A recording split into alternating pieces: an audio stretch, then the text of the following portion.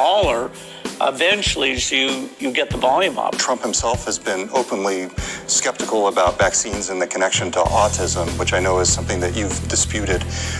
How do you get that across to him? And what are the repercussions of Trump's presidency if you look at the impact on vaccines in the U.S. and the implications for global health? Well, vaccines are a miracle. They're fantastic. Anything that makes people hesitate to give their children these vaccines according to the recommended schedule creates risk. Risk for the children who don't get vaccinated and risk for children some of whom don't have immune system. And so they're benefiting from the fact that the community protection means the disease doesn't get to them. And so, getting the word out that yes, vaccines are great, the safety data is very, very clear, including any of these specific concerns. That's very important to our foundation. Every country, the rumor mill often works against us there. So we'll have to see how that one develops. I would certainly use my voice to try and avoid anything that undermines confidence so that parents are using vaccines fully. Did you talk to him about the environment and global warming and energy as well? Yes, my innovation message specifically included energy. It happened to be the same week that on Monday and Tuesday, I announced the Breakthrough Energy Venture Group. And then on that Tuesday afternoon in December was when I sat down with him.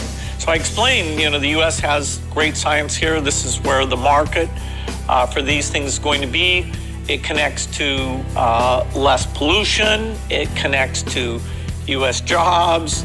It connects to security, not needing the energy coming from far away. And, energy is very primal stuff. And there are a lot of leads that are promising, still at a fairly risky stage. But over the next decade, some of these breakthrough approaches are going to pay out. And U.S. research, U.S. leadership on this should be part of how it gets solved. And yet Donald Trump has called global warming a hoax, and his choice to head the EPA, Scott Pruitt, is a climate change skeptic at best. What's going to happen to the planet under the Trump administration?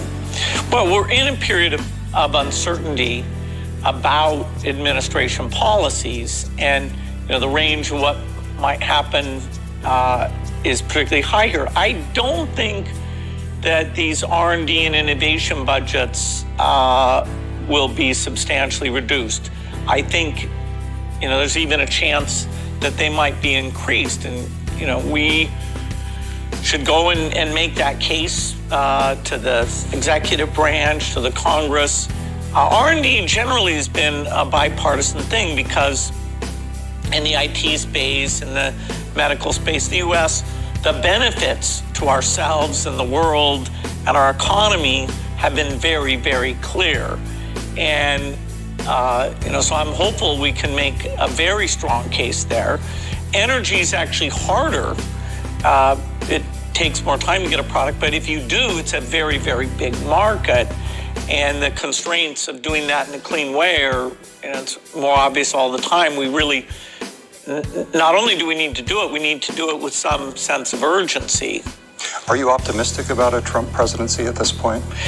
Well, I know that historically, our foundation has had great relations with all the administrations. Clinton administration did a lot of outreach.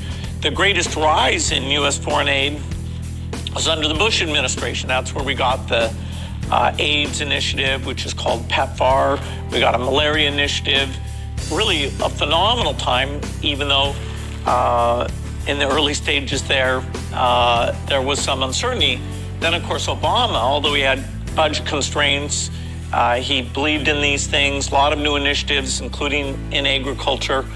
And so hopefully the case, whether it's energy or child vaccines, the case of the many benefits helping countries so that they are stable. So these refugee problems that have been troubling for Europe a little less so for the U.S., but even so, a lot of controversy there.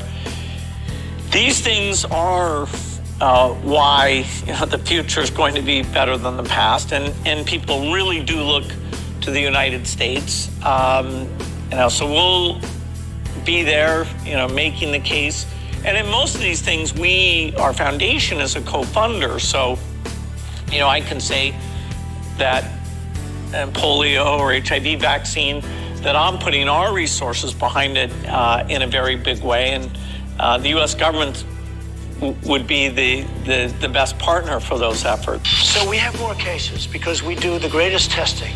If we didn't do testing, we'd have no cases. Other countries, they don't test millions, so up to almost 30 million tests. So when you do 30 million, you're going to have a kid with the sniffles, and they'll say it's coronavirus, whatever you want to call it.